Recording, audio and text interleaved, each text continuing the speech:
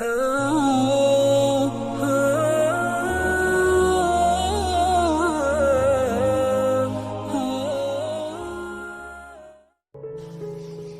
yang tadi saya baca di sholat Isya, ayat ketika Nabi Uzair mencari tahu tentang kebesaran Allah saat beliau mengunjungi sebuah negeri yang sudah hancur, sudah tidak mungkin lagi dibangun, hancur sehancur-hancurnya. Terus Nabi Uzair bertanya, bagaimana cara Allah menghidupkan negeri kayak gini? Dan waktu itu Nabi Uzair lagi jalan ke negeri itu ngelewatin pakai keledai, terus beliau bawa kayak semacam kue atau roti dengan susu. Keledai, roti, susu, jalan. Ketika ngelihat negeri yang sudah hancur-hancurnya, sudah binasa sekian puluh tahun, gak mungkin lagi dibangkitkan negeri itu, tiba-tiba Uzair bertanya, gimana cara Allah menghidupkan negeri yang sudah hancur ini?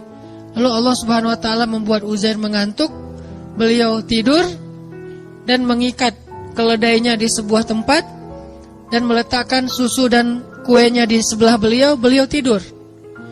Ternyata Allah menidurkan Uzair selama mi'ata'am, 100 tahun. Jadi kalau Ashabul Kahfi itu sekitar 300 tahun sekian, kalau Uzair 100 tahun, 1 abad.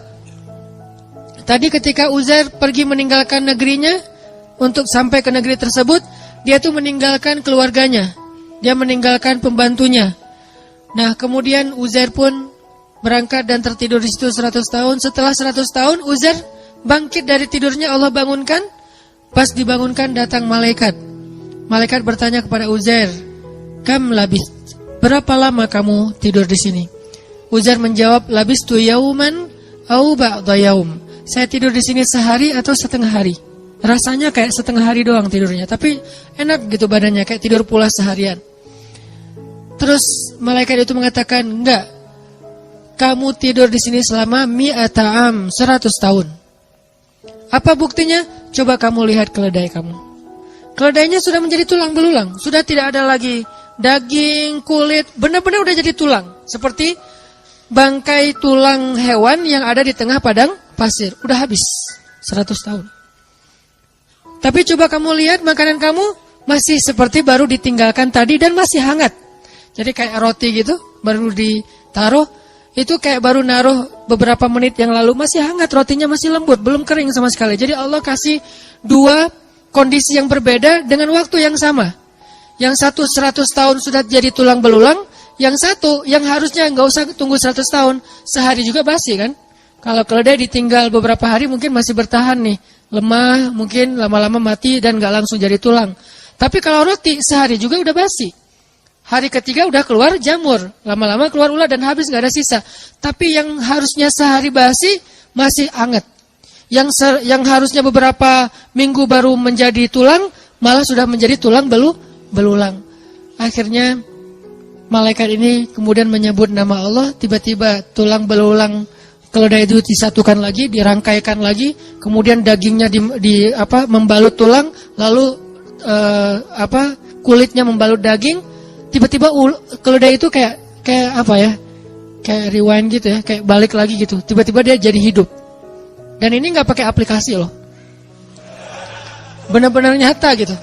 Bukan pakai aplikasi editan atau apa, tiba-tiba jadi hidup lagi. Dan keledai itu persis seperti ketika tadi Uzair tinggalkan saat sebelum beliau tidur. Disinilah Uzair mengatakan, a'lamu annallaha ala kulli syai'in qadir. Sekarang saya mengerti, Allah itu emang maha kuasa atas apapun juga. Bisa apa aja, nggak ada yang nggak bisa.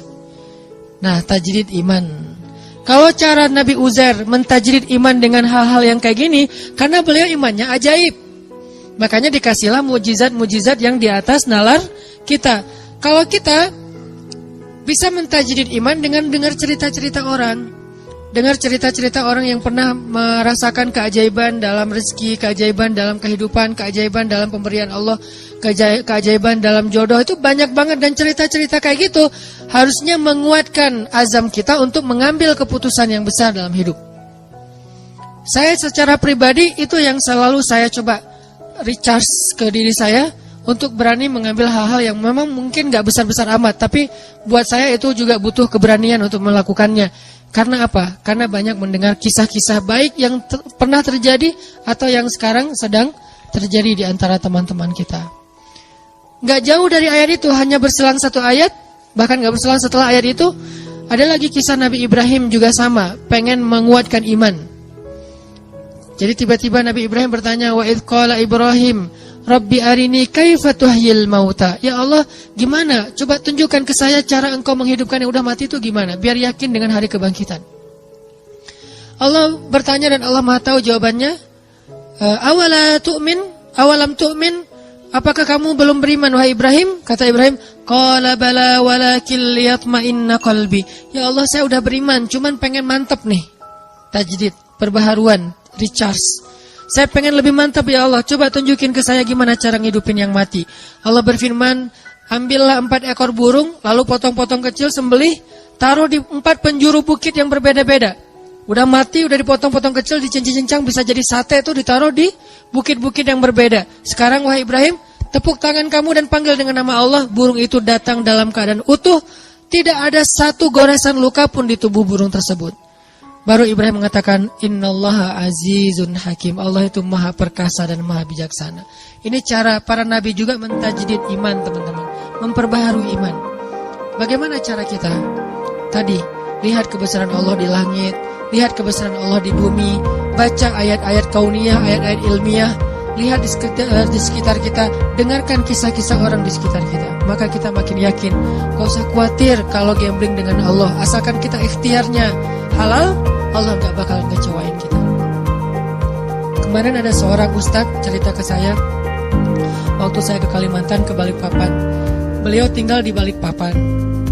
Terus tiba-tiba dapat, beliau cerita ini setelah beliau dengar di YouTube saya, yang dulu saya tuh kesasar dari Bandung ke Indramayu, terus ke Cirebon, terus balik ke Bandung kan, yang Tepuguh tuh gak jelas gitu kan, muter setengah Jawa Barat, hanya pengen ngasih rezeki kepada orang yang jualan pal gentong di Cirebon. Beliau juga cerita, Ustaz saya juga pernah ngalamin yang kayak gitu, itu benar banget. Saya di Balikpapan, tiba-tiba teman saya ngajak saya untuk ada acara kayak seminar gitu, nemenin dia yang seminar, saya emang enggak, nemenin dia ke Jogja, nginep di hotel, karena dia temannya lagi ikut seminar, dia bingung kan mau ngapain. Tiba-tiba lagi habis sarapan itu, saya ngerasa kayak stroke gitu Ustaz. Setengah tubuh saya tuh kayak gak bisa digerakin, terus panas dingin, terus jantung saya tuh detak kencang, darah saya tuh kayak berpacu luar biasa gitu, kayak naik darah tinggi gitu. Terus dia pikir, astagfirullah, jangan-jangan saya meninggal, gak keren banget sih meninggalnya di kampung orang gitu. Dia takut, karena meninggalnya jauh dari keluarga, gak di Balikpapan, takut. Beberapa menit dia diam gitu, terus bertahap perlahan kemudian normal lagi. Cuman dia kaget, takut, akhirnya dia pun lari ke apotek, bawa dompet, pergi ke apotek, beli obat ditensi, terus beli obat kayak gitu di apotek. Setelah selesai itu dia pulang, pesen taksi online gitu, pakai pulsa dia yang ada di handphone, pesan, naik taksi online, pulang lagi ke hotel. Di tengah jalan dia ingat dompet saya ternyata nggak ada, cari-cari nggak ada, nggak di jok nggak ada. Terus nanya ke tukang taksi, kamu bawa dompet saya nggak? Ya nggak mungkin dibawa gitu, pokoknya nggak ada gitu ya, nggak lucu. Terus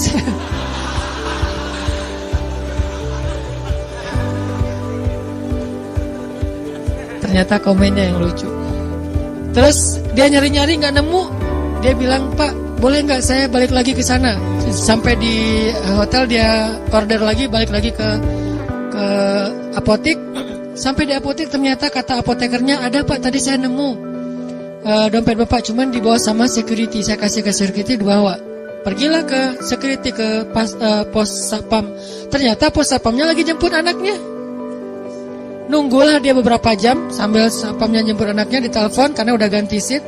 Terus telepon, satpamnya datang. Pas datang akhirnya dia karena merasa ini di sini ada dompet, ada duit, ada ATM, ada SIM, ada KTP, pokoknya banyak kartu berharga. Dia ngerasa satpam ini berjasa buat dia, dikasihlah entah 100.000, entah 200.000. Satpam ini mengatakan, alhamdulillah, masya Allah, alhamdulillah, saya baru aja tuh tadi kepikiran pengen bayar sekolah anak saya. tapi belum dapat pinjaman. Makanya tadi saya lama ngejemput tuh nyari pinjaman dan belum nemu, belum dapat. Makasih ya Pak, ini dapat 100.000 itu untuk bayar sekolah anaknya. Baru beliau sadar, benar ya. Ujuk-ujuk teman saya ngajak saya nemenin dia seminar ke Jogja. Terus habis sarapan di hotel, tiba-tiba saya stroke supaya saya datang ke apotek. Di apotek itu tiba-tiba dompet saya ketinggalan. Saya balik lagi, ternyata dompet udah dipegang security. Sehingga saya merasa berjasa, saya kasihlah dia 100.000. Tapi jauh-jauh untuk ngasih 100.000 kepada seorang hamba Allah yang Allah pengen ngasih rezeki buat dia. Ini rencana Allah Subhanahu Wa Taala. Dan gak harus selalu bentuknya sedekah, hadiah. Bisa juga bentuknya yang profit, keuntungan dari usaha-usaha kita yang gak nyangka ternyata keuntungannya lebih daripada yang kita pernah bayangin. Ini artinya teman-teman, cerita-cerita kayak gini harusnya nambah yakin kita kalau kita ngambil keputusan besar, sebesar apapun Allah lebih besar. Sebesar apapun resiko yang kita ambil dalam sebuah keputusan, Allah lebih besar. Bukankah kalimatnya Allahu Akbar? Allah Maha Besar, tidak ada yang lebih besar daripada Allah. Jadi kalau tidak ada yang lebih besar daripada Allah, berarti semua kecil kalau di hadapan Allah. Besar di hadapan kita, tapi kecil di hadapan Allah. Semua keputusan kita, semua resiko kita, semua bahaya yang kita takuti, semuanya saghir indallah, kecil di sisi Allah Subhanahu Wa Taala. Karena Allah Akbar dan ala kulli syai'in qadir. Gak ada yang Allah gak bisa. Cuman untuk bisa punya keberanian kayak gini, kita terus mentajdid iman kita dengan dengar nasihat-nasihat orang, dengar cerita-cerita orang, kayak gitu teman-teman. Jadi mudah-mudahan dari sekarang kita coba lebih sering mencas iman kita lewat motivasi taklim, lewat bacaan, lewat cerita-cerita teman kita, hal-hal yang ajaib dalam hidup dia. Suatu saat kalau memang kita harus mengambil sebuah keputusan besar, maka kita sudah punya kemantapan hati, sudah yakin sama Allah. Dan keyakinan kita yang dalam itu, itulah modal paling penting kita dalam mengambil keputusan besar. Bukan misalnya nih, mau ninggalin kerjaan, udah nabung dulu sekian ratus juta, biar nanti kalau lagi oleng masih ada simpanan uang. Bukan itu modal yang nomor satu, walaupun itu penting. Tapi bukan itu nomor satu. Nomor satu adalah yakin kepada Allah. Karena makin kita yakin kepada Allah, Allah juga makin ngebuktiin kebenaran dari keyakinan kita. Kalau kita ragu-ragu dikit, Allah ngebuktinya juga sesuai dengan zon prasangka kita kepada Allah. Kalau buat saya pribadi, saya terus ngelatih yang kayak gini-gini. Pokoknya kalau sama Allah mah gak usah khawatir lah. Yang penting ikhtiar. Dan ikhtiar itu bagian dari tawakal. Ikhtiar itu bukan berbeda ya. Bukan ikhtiar dan tawakal. Ikhtiar itu bagian dari tawakal. Karena kalau orang yang tidak tawakal, pasti ikhtiarnya melenceng. Kalau dia ikhtiarnya gak melenceng, masih fisabilillah, masih sesuai dengan syariat, koridor, on the track, berarti dia masih tawakal sama Allah, masih berserah. Begitu ikhtiarnya udah keluar dari tracknya Allah, berarti dia udah gak yakin dan gak berserah lagi kepada Allah. Jadi ikhtiar, doa, bagian dari tawakal. Ikhtiar, doa, pasrah, itu bagian dari tawakal. Jadi bukan tawakal dan ikhtiar, bukan. Ikhtiar bagian dari tawakal. Insya Allah ini bisa menjadi motivasi buat kita dalam mengambil keputusan-keputusan hidup kita. Walaupun mungkin awalnya emang agak berat, awalnya mungkin agak menyedihkan, awalnya mungkin agak sedikit terbeban, tapi beban itu sedikit demi sedikit akan Allah ringankan. Dan setelah kita sampai kepada janji Allah untuk menolong kita, malah nanti kita akan mengatakan bersyukur dulu saya berani mengambil keputusan itu. Tapi iman kita harus stabil ya, jangan 2 hari, seminggu, sebulan kemudian kita mulai suudzon sama Allah, yang tadinya Allah udah mau nolong kita gak jadi, gara-gara apa? Udah pundung. Allah udah nurunin nih keajaiban dalam hidup kita, pelan-pelan turun ke bumi, dan itu juga butuh waktu gitu ya. Kenapa butuh waktu kok gak segera? Karena Allah pengen ngelihat kesabaran kita, pengen ngelihat ketahanan iman kita. Pas udah mau sampai, kita pundung. Naik lagi tuh bantuan kepada Allah. Ya Allah, dia udah pundung gak jadi. Di cancel kan sama kita. Nah terus saja, jangan ada batasnya. Yakin sama Allah mah gak ada batas. Kalau sabar kepada manusia ada batasnya, tapi sabar kepada Allah gak ada batasnya. Sabar kepada manusia ada batasnya, tapi sabar ke Allah gak ada batasnya. Maka mudah-mudahan kita terus husnuzon sama Allah, terus yakin sama Allah, dan ngambil keputusan-keputusan hidup kita. Masing-masing punya hajat, punya masalah, dan Allah akan menolong kita. La'allahu khair, la tahzan, innallaha ma'ana. Jangan ngerasa sendiri, jangan berputus asa, jangan khawatir, jangan sedih. Allah bersama kita.